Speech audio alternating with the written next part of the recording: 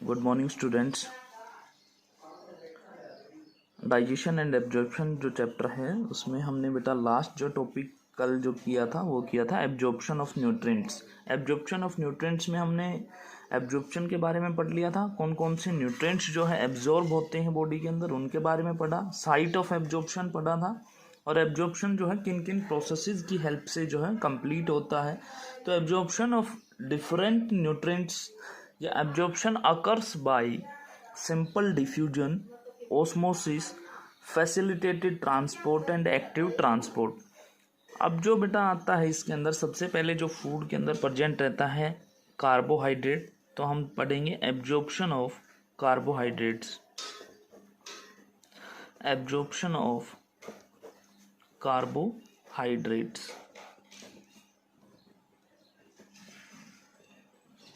Absorption of carbohydrates देखिए बेटा, all carbohydrates are absorbed as all carbohydrates are absorbed as monosaccharides in stomach, monosaccharides in stomach and jejunum, in stomach and jejunum। Stomach का ही part है बेटा। सारा का सारा जो कार्बोहाइड्रेट जो होता है वो एब्जॉर्ब होता है in the form of monosaccharides in stomach and jejunum. Glucose and galactose are, जो ग्लूकोज बनता है और galactose are absorbed by active transport या active pump of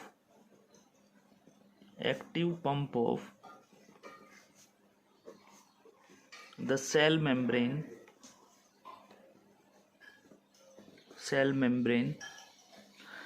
helps in its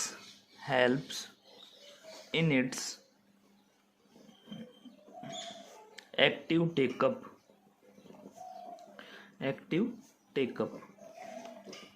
बेटा जितना भी कार्बोहाइड्रेट जो होता है वो मोनोसेक्राइड्स की फॉर्म में एब्जॉर्ब होता है in stomach and jejunum. Glucose और गैलेक्टोज जो है वो एब्जॉर्ब होते हैं by active pump of the cell membrane, जो कि हेल्प करती है in its active take up. Fructose जो है वो बेटा एब्जॉर्ब होता है, fructose is absorbed by facilitated transport. Fructose जो है फैसिलिटेटेड ट्रांसपोर्ट से जो है एब्जॉर्ब होगा। नेक्स्ट आता है इसके अंदर बेटा absorption of amino acids.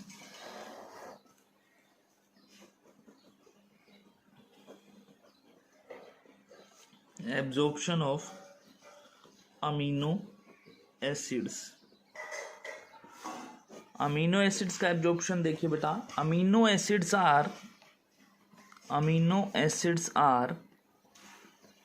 absorbed by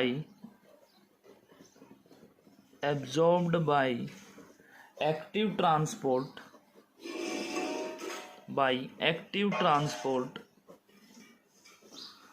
and some amino acids are absorbed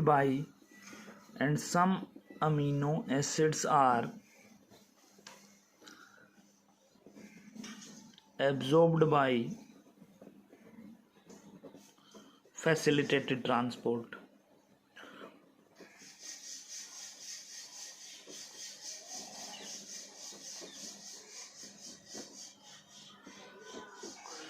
कुछ जो अमीनो एसिड्स हैं बेटा वो एक्टिव ट्रांसपोर्ट से जो है एब्जॉर्ब हो जाते हैं और कुछ अमीनो एसिड्स एब्जॉर्ब होते हैं बाय फैसिलिटेटेड ट्रांसपोर्ट। इसके बाद आता है ये जो एब्जॉर्प्शन ऑफ अमीनो एसिड्स का जो प्रोसेस है वो होता कहाँ है, तो it occurs mainly in duodenum and jejunum. ये जो है ज़्यादातर ड्यूडेनम और जेजेनम के अंदर जो है ये एब्जॉर्प्शन होता है अमीनो एसिड्स का। और नॉर्मली हम बताएंगे, normally 95 to 98% of amino acids, normally 95 to 98% of amino acids are absorbed in small intestine.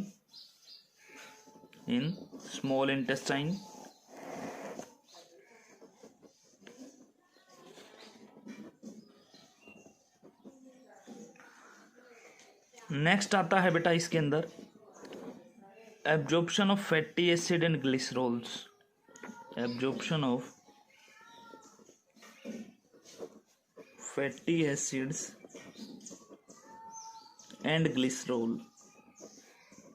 Fatty acid और ग्लिसरॉल का एब्जॉर्प्शन जो है बेटा कहाँ होता है, कैसे होता है, या हम कह सकते हैं absorption of fat and fat soluble vitamins. Absorption of fatty acid को हम क्या बोल सकते हैं, फैटी एसिड और ग्लिसरॉल को क्या बोल सकते हैं, absorption of fat and fat soluble vitamins. Glycerol क्या है, फैट सोल्यूबल विटामिन होता है. तो हम इसमें बताएंगे बेटा all these nutrients are absorbed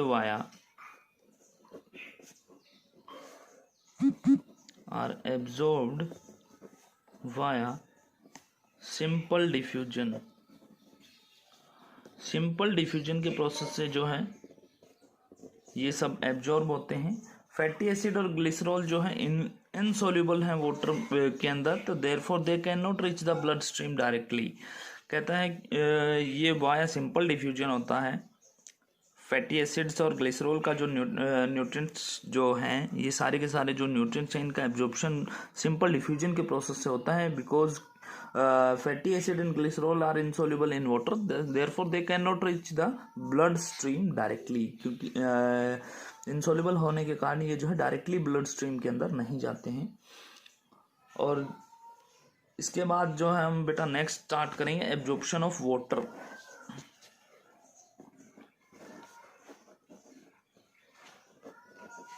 absorption of water. Absorption of water देखिए, वाटर का एब्जॉर्प्शन कैसे होता है बॉडी के अंदर, तो about 90% of all water absorption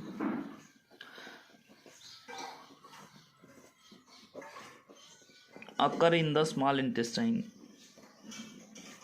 90% जो ऑल वाटर एब्जॉर्प्शन जो होता है of all water absorption occur in small intestine. 90% water absorption कहाँ पे होता है बेटा, स्मॉल इंटेस्टाइन के अंदर, और bye the process of osmosis, या हम कह सकते हैं with the help of osmosis.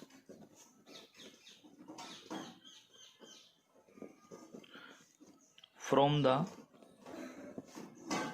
lumen of the small intestine through epithelial cells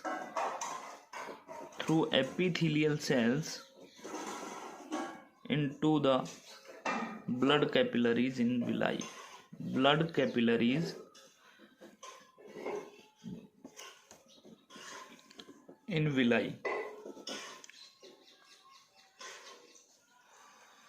तो ये था बेटा एब्जॉर्प्शन ऑफ वाटर के बारे में कि 90% जो वाटर का एब्जॉर्प्शन होता है वो स्मॉल इंटेस्टाइन के अंदर होता है bye the process of osmosis from the lumen of the small intestine through epithelial cells into the blood capillaries in villi. इसमें एक चीज और बता देते हैं, एब्जॉर्प्शन जो रिमेनिंग वाटर है, absorption of water also occurs in the stomach and the large intestine. Also occurs in stomach and large intestine. तो ये था बेटा एब्जॉर्प्शन ऑफ वाटर. नेक्स्ट इसके अंदर आएगा एब्जॉर्प्शन ऑफ सॉल्ट्स या इलेक्ट्रोलाइट्स जिनको हम बोलते हैं. तो एब्जॉर्प्शन ऑफ सॉल्ट्स देखिए बेटा,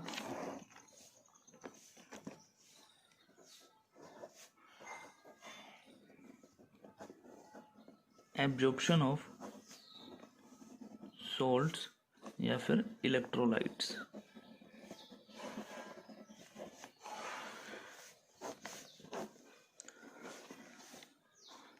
एब्जॉर्प्शन ऑफ सॉल्ट्स या इलेक्ट्रोलाइट्स की बात करें तो सोडियम जो है बेटा, sodium is able to move in and sodium is able to move in and out of epithelial cells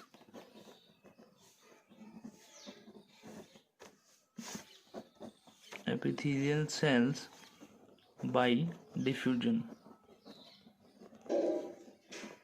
sodium तो बेटा जो है वो इन और आउट मूव कर सकता है from epithelial cells by the process of diffusion, और ये जो है it can also move into mucosal cells by active transport. It can also move into mucosal cells. ये जो है म्यूकोसल सेल्स के अंदर भी मूव कर सकता है, mucosal cells by active transport.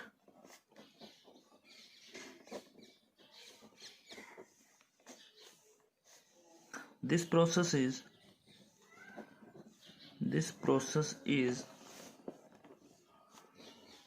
coupled to the movement of glucose. coupled to the ये बिल्कुल जो है जुड़ा हुआ है to movement of, ये जो प्रोसेस है वो बिल्कुल जुड़ा हुआ है किससे? Movement of glucose.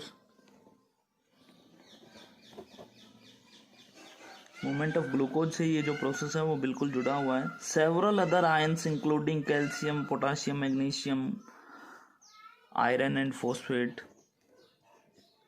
इसके अलावा सोडियम के अलावा और ग्लूकोज के अलावा several other ions such as calcium,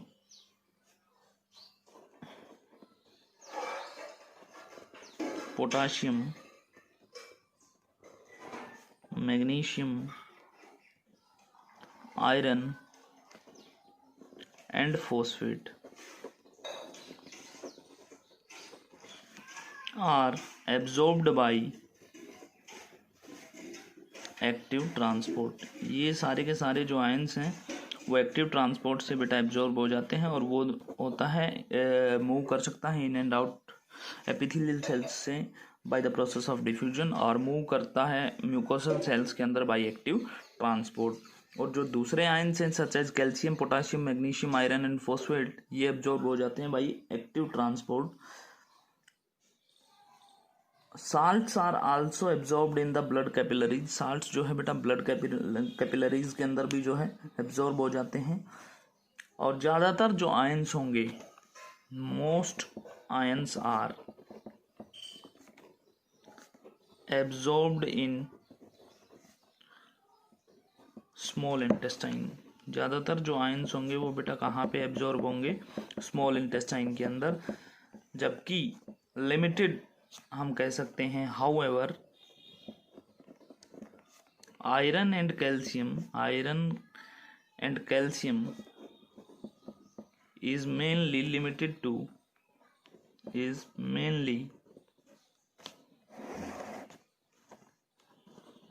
limited to duodenum. Iron और जो कैल्शियम है ये ड्यूडेनम के अंदर ही जो है एब्जॉर्ब होंगे. Bile salts are also absorbed in ileum. Ileum के अंदर जो है जो पार्ट होता है स्मॉल इंटेस्टाइन का, उसके अंदर जो है बाइल सॉल्ट्स जो है एब्जॉर्ब हो जाते हैं. नेक्स्ट आता है बेटा absorption of water soluble vitamins. Absorption of water soluble vitamins. Water soluble vitamins का एब्जॉर्प्शन कहाँ पे होता है? तो most of water soluble vitamins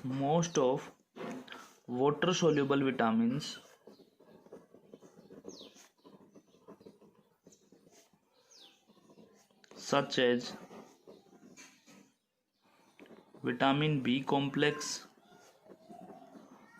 as vitamin B complex, vitamin C and vitamin P are absorbed by simple diffusion into the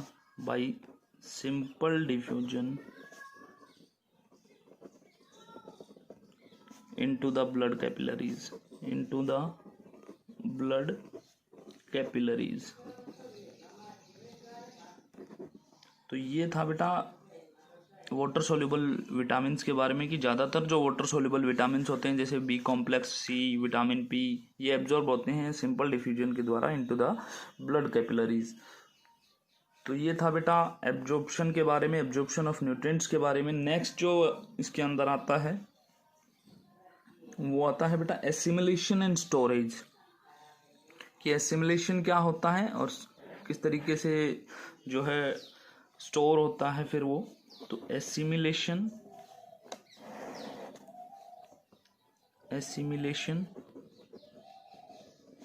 and storage.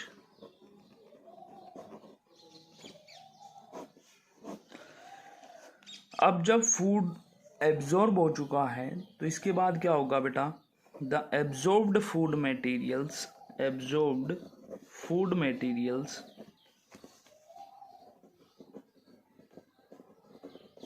are transported by blood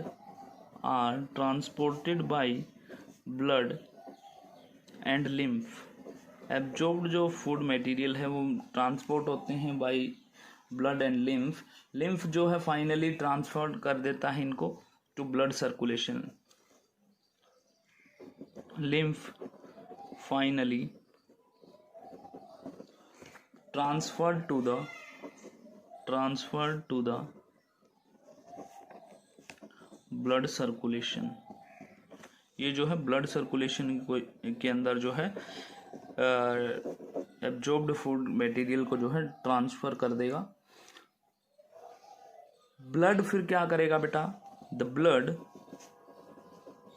transports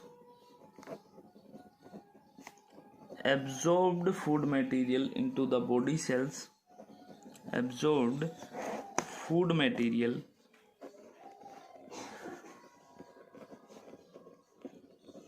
into the body cells where food materials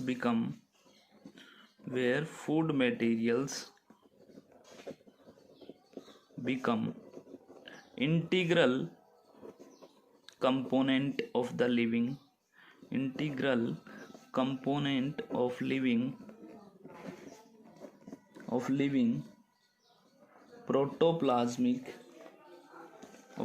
protoplasm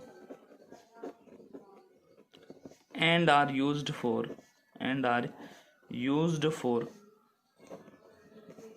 energy, growth and repair. This is called assimilation of food.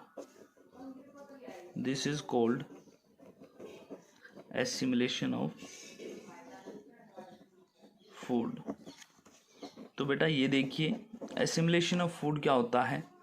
Absorbed food material जो है transport हो जाते हैं by blood and lymph finally उनको transfer कर देता है to blood circulation. Blood उनको ट्रांसपोर्ट करेगा एब्जॉर्ब्ड फूड मटेरियल को इनटू द बॉडी सेल्स के पास जो है पहुंचा देगा, जहां पे फूड मटेरियल जो है इंटीग्रल कंपोनेंट बन जाएंगे उस लिविंग प्रोटोप्लाज्म के। जो लिविंग सेल है उसका इंटीग्रल कंपोनेंट बन जाएगा एंड आर यूज्ड फॉर, और फिर इस एब्जॉर्ब्ड फूड मटेरियल को जो है लिविंग प्रोटोप्लाज्म यूज करेगा for energy, growth and repair. Energy, growth और रिपेयर के लिए इनको यूज करेगा and this is called assimilation of food. और इसी को क्या कहा जाता है, एसिमिलेशन ऑफ फूड। तो बेटा आज के लिए इतना ही। कल हम इसके स्टोरेज के बारे में पढ़ेंगे और नेक्स्ट टॉपिक हमारा होगा egestion, balance diet, nutritional requirement of humans की। ह्यूमंस के अंदर न्यूट्रिशन कौन कौन से न्यूट्रिएंट्स की जो है रिक्वायरमेंट होती है। तो आज के लिए इतना ही बेटा। Thank you and have a nice day.